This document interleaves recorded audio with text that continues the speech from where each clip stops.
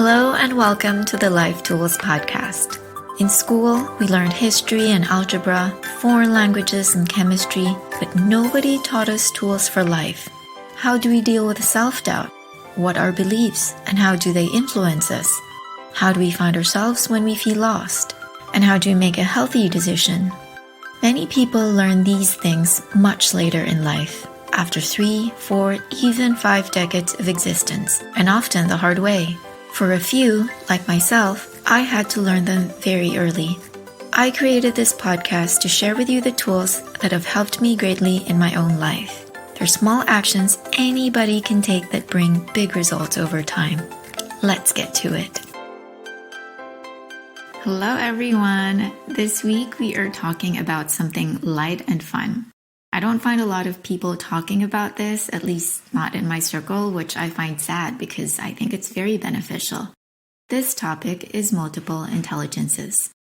I'm sure you've all heard someone describe another person as not smart because this person in question doesn't do well in school or maybe can't do math calculations in his head.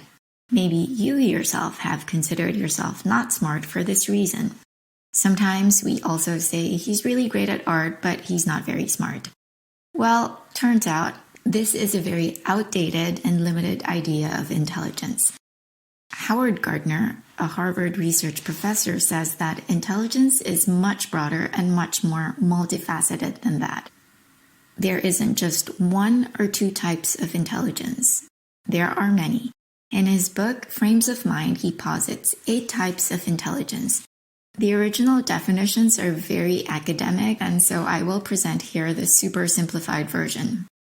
So quickly, the 8 types of intelligences are 1. Verbal linguistic intelligence, meaning you're good with words and you learn languages with relative ease. This could be verbal or written language. 2. Logical mathematical intelligence. This is when you're great at things that follow logic, including math.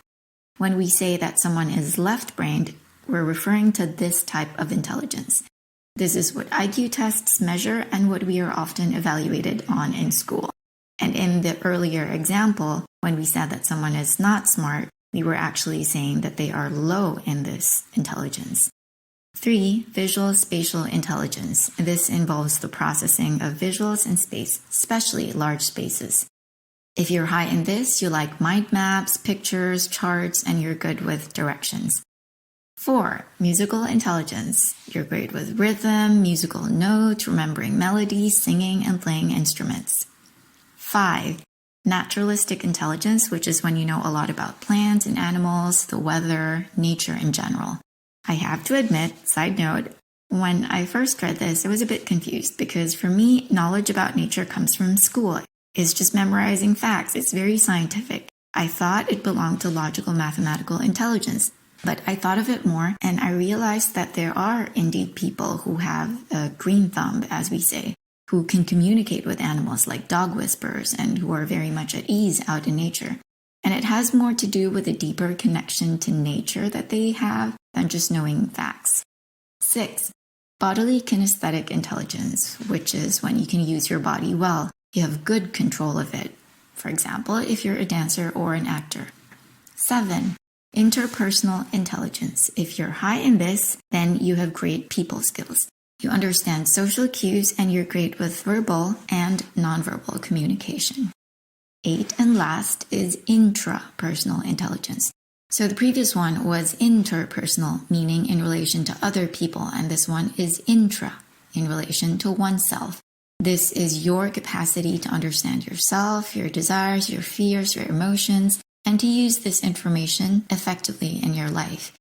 First thing that comes to mind is introverted people and HSPs who have rich inner worlds and who are always self-reflecting. That's me. These 8 intelligences are also called smarts.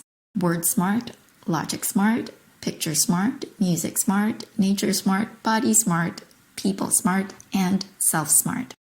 So the theory is we all possess a range of intelligences, with 1 or 2 being dominant. For example, I'm high in intrapersonal and linguistic intelligence, But I joke that I think I was born with my spatial faculties missing because I'm always getting lost. I never know where I am, and I couldn't live without GPS. What I find absolutely wonderful about this, and this is actually what Howard Gardner is telling the world, is that society for so long, and even to this day, value only certain intelligences, and a very narrow range at that. When we hear that someone has an IQ of 140, we're like, wow, what a gift to be born with such high intelligence. Must be really cool. But guess what? If we measured these other intelligences, you'd find out that maybe you are also 140 in kinesthetic intelligence or musical intelligence.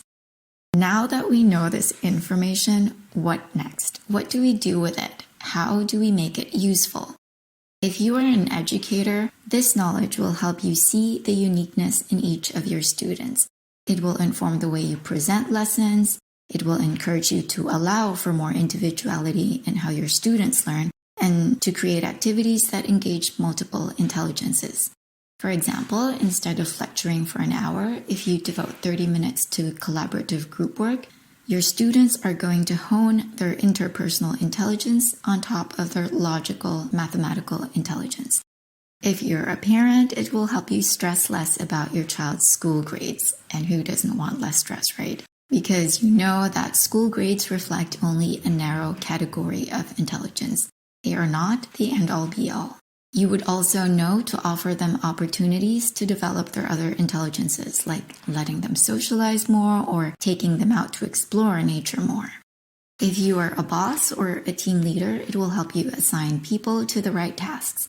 You wouldn't, for example, assign someone with poor interpersonal intelligence in customer service. And in general, for every one of us, it's our reminder to appreciate our uniqueness and the uniqueness of others. We can use this knowledge to get rid of unhelpful, often damaging labels we put on ourselves and other people. Fun fact, people with autism spectrum disorder can't pick up social cues, meaning they are low in interpersonal intelligence, but quite often they're very high in visual intelligence. This tells us that what they have is maybe not a disorder, but just a different and rarer cocktail of intelligences. What I have found in my own experience is that the more we engage the intelligences we are high in, the faster we learn, and of course, the more enjoyable the process is for us. For example, I learn much better from autobiographies and memoirs than from history textbooks, because autobiographies and memoirs engage my emotions, which are part of my intrapersonal intelligence. Another important thing to add here is intelligence is not fixed. If we are low in one intelligence, we can increase it through practice, and in fact, this is healthy, as long as we remember to not use it as another barometer for competition. We do it because it's fun, because it feels good to grow, not to win an imaginary competition. For example, I dabbled in music when I was a child. I took voice and piano lessons, and while I am still a bad singer and a bad piano player, it was fun to challenge myself in that way. I learned a few things, and overall, it's been an addition to my life.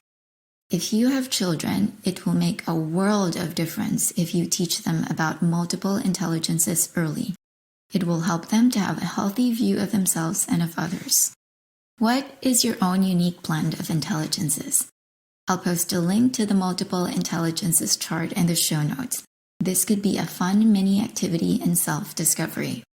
That's it for this week. If you found this helpful, please take 2 minutes to leave this podcast a 5-star review. It would contribute so much to making the podcast more visible. My goal is for it to reach as many people who need it as possible. When I started self-exploration at age 15, I started from zero. I had to learn a lot of things the long and hard way. A podcast like this would have really helped me, which is what fuels me now to keep sharing. The more 5-star reviews this podcast gets, the more it will appear on lists, and that's how other people will discover it. 2 minutes of your time will go a long way. Thank you for listening, and have a great week. Bye!